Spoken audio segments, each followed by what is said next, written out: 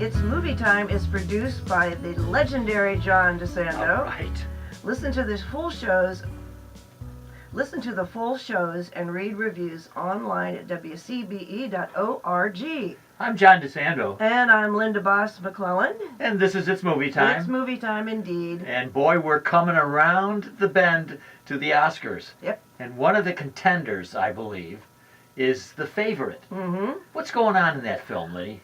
On purpose, I did not read any of the reviews before I saw the movie because there's been so much hubbub about this movie. Right. Oh, it's number one. So I didn't want to read a word. Entertainment Weekly put it as number one of the year. But SAG didn't. The SAG Awards came out, the Screen Actors Guild. Ah, okay. And it did have some nominations for the actresses, but it wasn't in their Best Ensemble, I believe. I will say this about it. It was a very unique movie, a period piece in Britain during the beginning of the 18th century. And one of the most entertaining scenes was a scene in the ballroom where everyone has on these fancy gowns and the men have on these wigs and everything. And they're doing sort of a disco influence line dance, and that was very entertaining. So some of it was like that. Well, this is about the reign of Queen Anne, a short reign at the beginning of this, and Queen Anne was as daffy as can be. Oh, right, totally inept. And it's played by Olivia Colman, who will certainly be nominated. Yeah, she was excellent. She was very good. Her two attendants would be Emma Stone and Rachel Weisz. Right. And these three ladies are going to be nominated all over the place because all wonderful. They're vying for the favor of the Queen, even sexual favors. Right. Although I suspect that most of that is the manipulation of the ladies, like Lady Sarah, to get They're the attention. all trying to gain. Yes. Sarah, she's the first one, right? Rachel Weisz. She is clearly in power, and she manipulates this poor queen who would rather be playing with her pet bunny rabbits than making, important political... 17 rabbits! Oh, my golly. They're each one relative to her...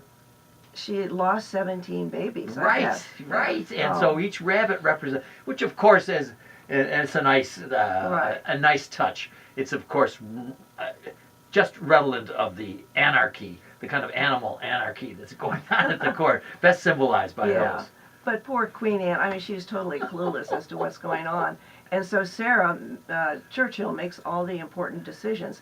And because we had just seen the movie Vice, she sort of made me think of Dick Cheney in charge of George W. Bush. Well, thank you. But Lenny, can you make that even more contemporary, the possibility? I'll steer clear of that one.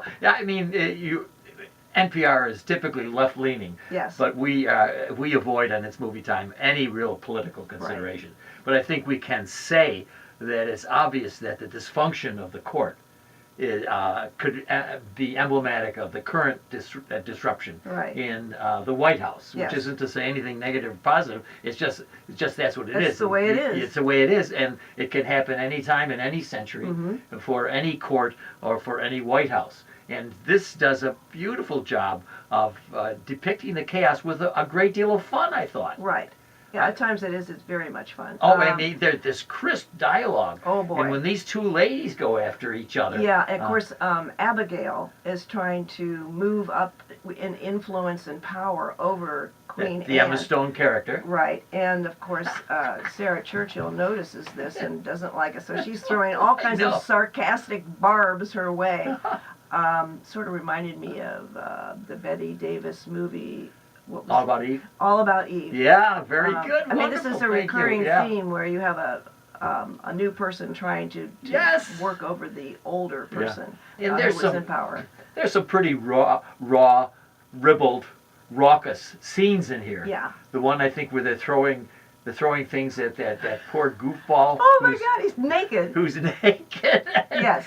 These are all also a reference to the Tories versus the Whigs. Right. And I think he was a Tory, the Whigs were throwing. And talk about wigs. The men wore more makeup and the extravagant, poofy, powdered wigs that these men wore. It was great. It is just something, and the costumes obviously were outstanding. How about that estate?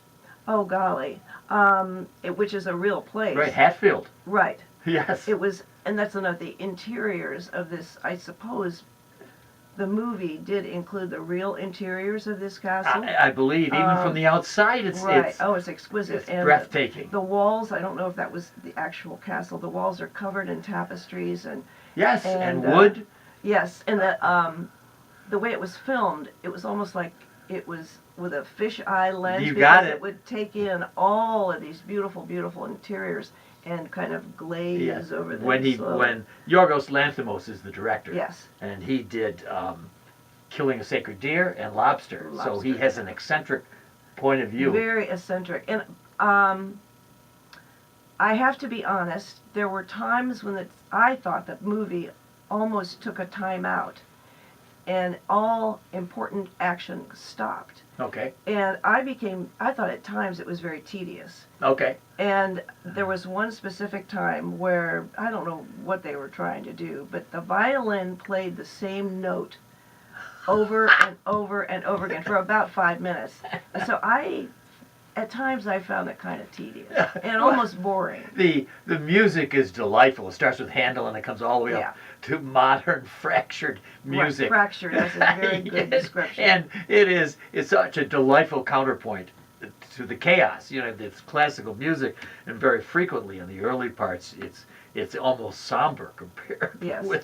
with the chaos of the court. So I think that he has a great job juxtaposing the music with the activities. This is, to me, it's a delight visually, as we have said. It's a delight orally, AUR, in the sense that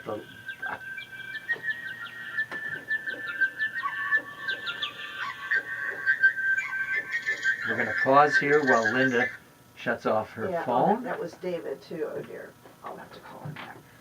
Okay, so Sorry. we're not interrupting anything, are we? Are we okay? Yes. All right, good. Can we continue? Yes. All right, good. I did not answer the phone. All right, Lenny, so it's a delight for me in the language, the use of language, and I particularly like the repartee. I like the way people battle by words. Oh yes. And then you also have the physicality. You have chapters in the film. One of them is the mud stinks. Yeah, I think is one of the first chapter titles. Anyway, the chapter titles are Oh, I forgot about that. Right. are funny. Yes. And when the Emma Stone character falls into the mud. That's right. Yes, that's right. It's a great visual, Yes. and before she even gets there, Right. it's full of fun. Mm-hmm. Like this picture, I remember before they went out, Lady Churchill says, "Let's go out and shoot something." I know, right? So they're shooting pigeons. Yes. And I think even one of the pieces at the end has pigeons in its title of the Right. music. Mm-hmm. So Lanthimos has just laced his story with history. Apparently, in the broad sense, it's fairly accurate. Oh, really? Yeah. Of course, the details underneath are not Right, going to be right. accurate, but the general dysfunction of her court. Yeah, I know she had a short reign. It was like Yeah. from 1702 to 1714, so it was a very Right, short reign. and they did have a war. Right. With France. With France, Uh-huh. and that was one of the kind of funny side notes here, is that they are actually having a war, Yeah. yet the war inside is almost oblivious Exactly. to the war outside. I know. Poor Queen Anne. If she was that oblivious, that's pathetic. Oh, Lenny, wow. We've been going a long time here. Oh, I know. Linda Baas McClelland. The film is The Favorite. Yes. What grade would you award it? I did not find it my favorite, Mm-hmm. so I'm going to give it a B. All right, wonderful. It's movie time. I'm going to award it an A. Of course. And I think it is a contender, but it may not win. But you couldn't go wrong seeing this film No. during the holiday times. Right. You will chuckle, you will be visually satisfied, and you will have seen certainly one of the nominees. Right. And I'm going to go home and have a bath in chocolate pudding.